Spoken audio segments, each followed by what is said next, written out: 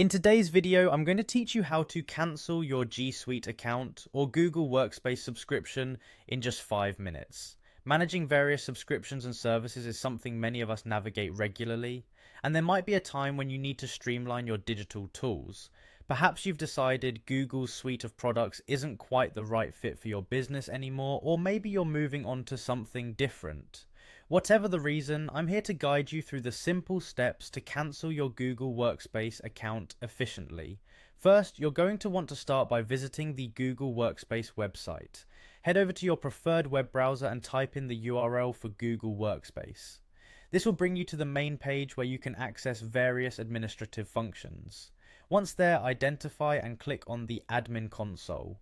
The Admin Console is the control room for everything regarding your Google accounts management, and it's here where most of the action is going to happen. Now you'll need to log in using your business email. Make sure you're entering the correct credentials associated with your Google Workspace account. After entering your email, click Next or the Sign In button to proceed. This step is crucial as you want to ensure you're accessing the right account for management purposes. After successfully logging in, look towards the top right of the screen. Here you'll find the Google Apps menu icon.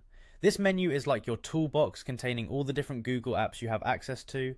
Click on this icon, and in the resulting drop-down menu, you'll want to select the admin icon.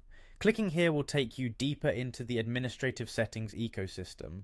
Once in the admin section, you're going to navigate to Accounts. You'll notice there's an Accounts option. Select it to proceed because this is where you'll find the settings for the domains associated with your Google Workspace account.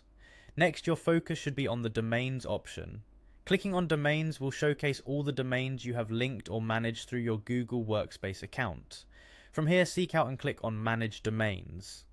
This management section is essential because it gives you the option to alter the status of your domains. As you're planning to cancel, you'll then need to click on Deactivate. This is a critical step because deactivation is the preliminary action required before full cancellation. Finally, you will see an option labeled Deactivate Test Domain Alias. Clicking this will officially deactivate the test domain or any domain alias you've been using under your Google Workspace account. And there you have it. With these steps, you have successfully cancelled your G Suite account or Google Workspace subscription. Remember, after deactivation, ensure you have backups of any important data before everything is finalized. Thank you for watching, and I hope this guide was helpful for streamlining your digital toolkit. Be sure to leave questions or comments if you need further clarification.